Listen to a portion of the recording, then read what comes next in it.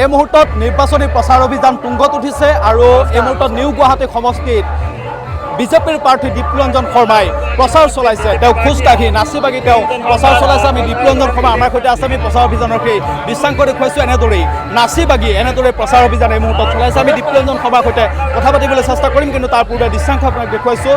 এয়া নিউ গুৱাহাটী সমষ্টিৰ বিজেপিৰ প্ৰাৰ্থী দীপৰঞ্জন শৰ্মাই এনেদৰেই নাচি বাগি এই মুহূৰ্তত প্ৰচাৰ অভিযান চলাইছে। মন্তব্য ল'বলৈ চেষ্টা কৰিম। ৰাইজে ঘৰৰ পৰা ওলাই আহি পেলাই আশীৰ্বাদ দিছে, গামোচা পিন্ধাইছে। আশাবাদী নহয়, খুব দৃঢ় বিশ্বাসী। ইতিমধ্যে নিউ গুৱাহাটীবাসীৰ ৰাইজে আমাক সিদ্ধান্ত প্ৰদান কৰিছে ভাৰতীয় জনতা পাৰ্টীক, আৰু আমি আচলমতে ভাৰতীয় জনতা পাৰ্টীৰ প্ৰতি ৰাইজৰ অত্যন্ত মৰম, অত্যন্ত আস্থা আৰু বিশ্বাস। এই আস্থা বিশ্বাস মৰমে ভাৰতীয় জনতা পাৰ্টীৰ প্ৰতিজন প্ৰাৰ্থীক সহায় কৰিছে, NDAৰ প্ৰতিজন প্ৰাৰ্থীক সহায় কৰিছে। আমাৰ নেতৃত্বৰ যিটো ক্ৰেডিবিলিটি, প্ৰধানমন্ত্ৰী মোদী ডাঙৰীয়া, মুখ্যমন্ত্ৰী ডক্টৰ হিমন্ত বিশ্ব শৰ্মা ডাঙৰীয়া, গতিকে এই সকলো দিশৰ পৰাই অত্যন্ত মোৰ কাৰণে কাম সহজ হৈছে। মাননীয় বিধায়ক মহোদয় শ্ৰীলতা ভট্টাচাৰ্য ডাঙৰীয়াই বহুতখিনি কাম কৰিছে। মিউনিচিপালিটি মেয়ৰ মিগেল শইকীয়া ডাঙৰীয়াৰ নেতৃত্বত প্ৰত্যেকখন কাউন্সিলাৰে, আমাৰ 50 নম্বৰ ৱাৰ্ড উৎপল মহন্ত ডাঙৰীয়া আছে, ঘৰে ঘৰে তেখেতৰ পহুঁচ আছে। গতিকে এই গোটেইখিনি লৈ আমাৰ কাম বহুত সহজ হৈ আছে। ৰাইজৰ ওচৰত খালি আমি আশীৰ্বাদ ল'বলৈহে যাব লগা আছে। ৰাইজে কৈছে এবাৰ আশীৰ্বাদ ল'বলৈ আহে, সিদ্ধান্ত ৰাইজে লৈয়ে থৈছে। কংগ্ৰেছে কিন্তু কিছু শক্তি দেখুৱাই, কংগ্ৰেছে ক'ত শক্তি? নিউ গুৱাহাটীত শক্তি দেখুৱাবলৈ চেষ্টা কৰিছে। নিশ্চিতভাৱে চবৰেতো অলপ হ'লেতো গ্ৰাছৰুট থাকিব নহয়। কালি সংকল্প পত্ৰ মুকলি কৰা হৈছে, সেই সংকল্প পত্ৰই আপোনালোকক আৰু সহায় কৰিব। নিশ্চিতভাৱে অৰুণোদয়ৰ লগে লগে আমি 3000 টকালৈকে অৰুণোদয় বৃদ্ধি হৈছে। মহিলা উদ্যমিতা, যুৱ প্ৰজন্মক স্কিল কৰিবৰ কাৰণে আৰু CM ট্ৰিপুলে 5 লাখলৈকে বৃদ্ধি কৰিম বুলি কৈছে। উন্নয়ন, তাৰ লগে লগে যিটো আমাৰ জাতি মাতি ভেটিৰ কথা কৈছোঁ, লেণ্ড জেহাদ, লাভ জেহাদ, এই সকলোবোৰক লৈ পেলাই আমাৰ চৰকাৰৰ যিটো আপোচহীন যিটো মনোভাৱ, অসমৰ জাতি মাতি ভেটি, মই পুনৰাই কৈছোঁ, এইটো আমি অসমৰ প্ৰত্যেকজন খিলঞ্জীয়াই সকলো সময়তে এই শব্দটোৰ প্ৰতি সচেতন হৈ থাকিব লাগে। আমি আমাৰ জাতি, আমাৰ মাটি, আমাৰ ভেটি, খিলঞ্জীয়াৰ স্বাৰ্থ খুব দৃঢ়কৈ স্থাপন কৰিব লাগিব।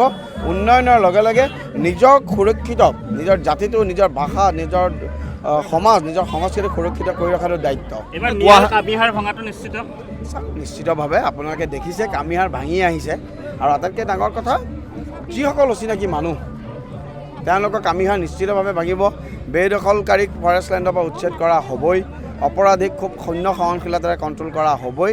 গতিকে জিৰ' টলাৰেঞ্চ।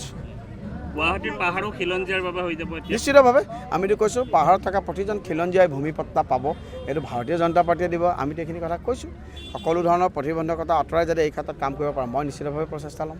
গুৱাহাটীৰ 5টা সমষ্টিত আপোনালোকে যিটো আগ্ৰাসী ৰূপ দেখুৱাইছে, লক্ষ্য আপোনালোকৰ বিৰোধীক 5-0 ক্লিন ছুইপ কৰা নেকি? আগতেতো আছিল, আগতে বিৰোধী কেতিয়া, বিৰোধী আপুনি চাওক, বিৰোধী কেতিয়াওনো আগৰ পৰা ইয়াত আছে। 2004 চনৰ পৰা 2009 চনত আমাৰ MP, তাৰপিছতে ইয়াত মই আপোনালোকৰ পৰণাই শুনিছোঁ, মই সন্মানেৰে শুনিছোঁ, বিৰোধী থাকিবই, চব জেগাতে বিৰোধী থাকিব। কিন্তু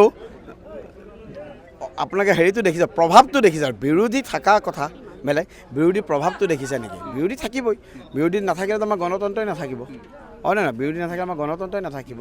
গণতন্ত্ৰত বিৰোধী থাকিব, যিমানে শক্তিশালী হ'ব আমিও শক্তিশালী হ'ম। কিন্তু শক্তিশালী বিৰোধীৰ যিটো উপস্থিতি, মই অস্তিত্ব বুলি নকওঁ দেই, সেইবোৰ শব্দ মই ব্যৱহাৰ জেনেৰেলি কৰিব বেয়া পাওঁ। শক্তিশালী বিৰোধীৰ যিটো উপস্থিতি, এই উপস্থিতিটো হয়তো আমিতো দেখাই নাই, আপোনালোকে যে দেখা নাই, এইটো ক্ষেত্ৰত মই মানে ক্লিন ছুইপ কৰিবলৈ নিশ্চিতভাৱে সাজু নহয়, অলৰেডি ডিচাইডেড।